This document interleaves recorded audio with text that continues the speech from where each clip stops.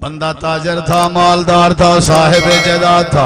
बंदा फौत हो जाता है, बंदा मर जाता है, अल्लाह करीम की बारगाह में पहुंच जाता है। मौत तो हर किसी पे आनी है, ये बंदा अल्लाह की बारगाह में पहुंच जाता है। नामा अमाल इस बंदे का अल्लाह के सामने है। अल्लाह ताला इसके नामा अमाल पे नजर रहमत फरमाते हैं। नजर रहमत फरमा के अल्लाह कहता है मेरे बंदे सामने खड़ा हो जा। ये अल्लाह के सामने खड़ा हो जाता है। अल्लाह फरमाता है मेरे बंदे बता तूने जिंदगी गुजारी, ये तो बता जिंदगी में तूने कोई ऐसी अच्छाई की हो जिसे तू भी अच्छाई समझता हो। जरा आज फरिश्तों के सामने वो अच्छाई जिक्र कर ताकि फरिश्तों को भी पता चल जाए तू जिंदगी में अच्छाइयां करता रहा, जिंदगी में भलाई करता रहा। आज सबके सामने अपनी भलाई जिक्र कर। अब ये बंदा अल्लाह की बारगाह में खड़ा हुआ है, अपने जहन पे जोर दे रहा है और कह रहा है या अल्लाह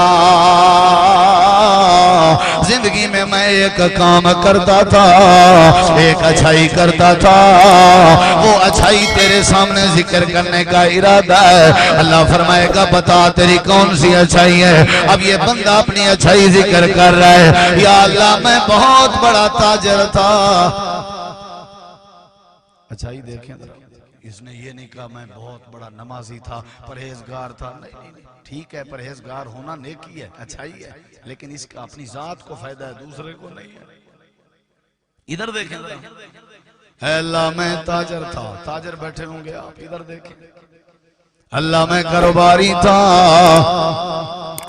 गरीब लोग जरूरतमंद लोग मेरे पास आते हैं और मुझसे कर्ज मांगते हैं, या अल्लाह मैं उन्हें कर्ज दे देता, मियाद मुकर्रर कर देता।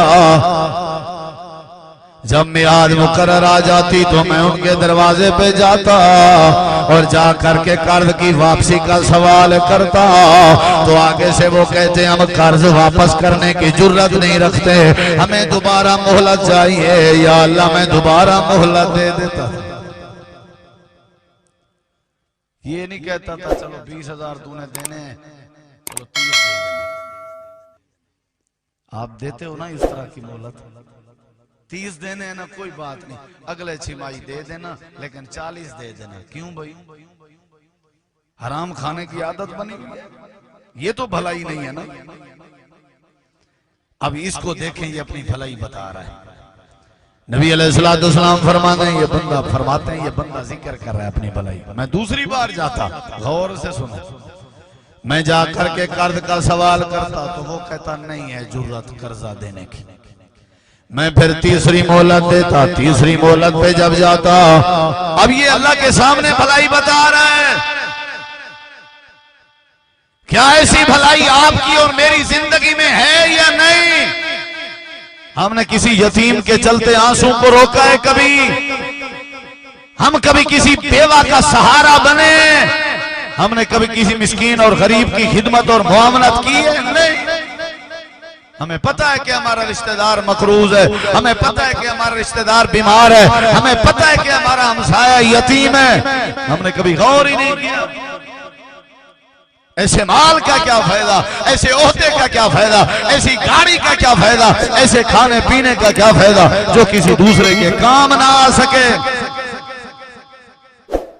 अब ये बंदा कह रहा है या अल्लाह जब तीसरी दफा मैं जाता तो वो बंदा जिसने कर्जा मुझे देना होता वो पता क्या करता? इधर देख, अब ये अल्लाह को बता रहा है, या अल्लाह जब मैं तीसरी बार जाता वो बंदा मुझे कहता मेरे पास कर्ज देने की जरूरत नहीं है, मेरे छोटे छोटे बच्चे हैं, मैं साहिब अयाल हूँ, गरीब सा बंदा हूँ, अगर शफकत हो सके तो कर्ज माफ कर दीजिए, अगर माफ नहीं कर सकते तो मोहलत दीजिए, मैं जिंदगी में कोशिश करूंगा कि कर्जा चुका जाऊंगा।